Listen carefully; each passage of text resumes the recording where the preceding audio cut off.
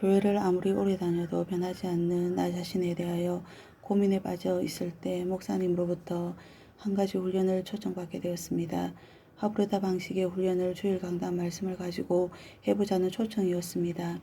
원래 말하기도 좋아하고 말 듣기도 좋아하던 저는 흔쾌히 이 초청에 응하였고 그 훈련은 1년 동안 지속되었습니다.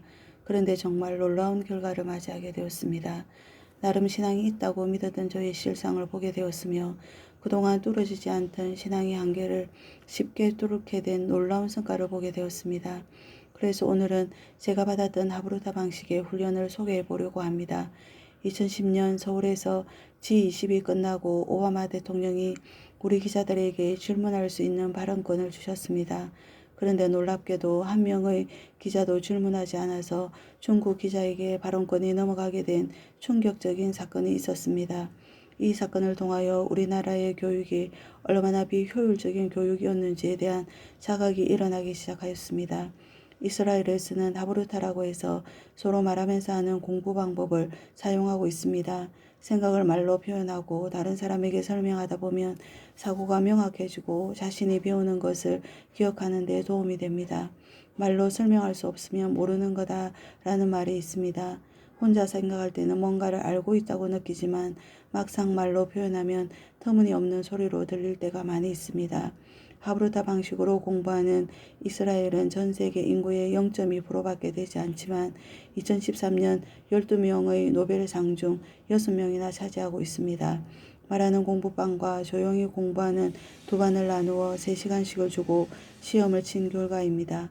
모든 시험의 평균을 내어보았더니 모든 부분에서 조용히 공부한 학생들에 비하여 말을 하면서 공부한 학생들이 2배의 성적이 나오는 놀라운 결과를 보게 되었습니다.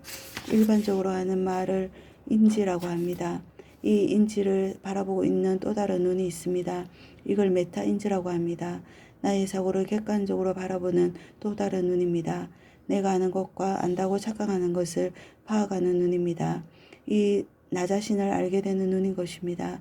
메타인지를 높일 수 있는 방법이 있는데 설명해 보면 내가 아는 것과 모르는 것의 구분이 명확해지고 내가 알고 있는 지식들이 인과관계, 즉 원인과 결과의 관계를 그리면서 정리가 됩니다. 학습 효율 피라미드를 만들어 보았습니다. 강의 듣기는 5, 읽기는 10, 시청각 수업은 20, 10원 강의 보기는 30, 집단 통일은 50, 실제로 해보기는 75 정도의 효율이 나온다면 서로 설명하기는 90 정도의 효율이 나오는 것을 확인할 수 있었습니다. 강의를 1년을 한 주에 한 번 듣는다고 할 때 1년을 50주라고 치면 총 250의 효과가 나지만 서로 설명하기의 방법으로 1년을 공부한다면 4,500의 효과가 나는 것을 알 수 있습니다. 250을 1년이라고 친다면 4,500은 무려 18년의 차이가 납니다.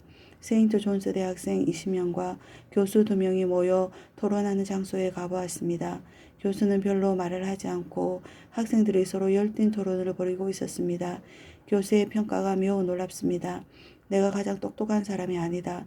가장 흥미롭고 몰입력 있는 말은 학생이 하는 경우가 많다. 교수로서 아는 척하는 걸 없애는데 몇 년이 걸렸다. 교수는 안내자일 뿐이다. 학생의 말을 들어봅시다. 말을 하면 또 다른 게 보이니까 말하면서 보이고 다른 사람이 다른 말을 하면 나도 또 다른 생각이 나고 생각이 끊이지 않는다. 말을 하면 내가 진짜 이걸 배우는 과정에 참여하고 있구나 그런 느낌이 든다. 나의 말이 나의 생각입니다. 하브르타 방법으로 주일 예배를 나눈다면 어떤 결과가 올까요? 제가 그 정인입니다. 1년의 훈련은 정말로 저를 변화시켰습니다. 어떻게 진행할지 방법을 가르쳐 드리겠습니다. 일단은 혼자서 주일 강단 말씀을 정리하십시오. 두 번째는 팀을 만들어야 합니다. 2명이라도 좋습니다. 많은 사람들보다는 소그룹을 만드는 게 더 좋을 것 같습니다. 단 진실되게 자신의 느낌과 감정을 나누고 하나님이 말씀하시고자 하시는 핵심이 무엇인지를 찾아내도록 주의를 기울이시면 됩니다. 무조건 목사님이 하신 말씀을 정리하라는 것은 아닙니다. 목사님의 말씀을 들으면서 느낀 점, 질문, 하나님의 음성, 고민, 핵심 메시지를 나누시면 됩니다. 그리고 기도하십시오. 매일 자신이 정리한 것을 보면서 이 말씀이 저에게 성취되게 해달라고 기도하다 보면 생각이 정리가 되어지고 말씀이 사라져 역사하게 됩니다. 그리고 토요일은 한 주 동안 이 말씀이 어떻게 나를 변화시켰는지, 어떻게 응답이 왔는지를 나누면 됩니다. 이 방법은 어렵지 않습니다. 다만 귀찮을 수는 있습니다. 그러나 1년만 조금의 시간을 들여 지속한다면 평생 제자리 걸음이던 당신의 신앙생활이 완전히 달라질 것입니다. 할렐루야, 아멘. 감사합니다.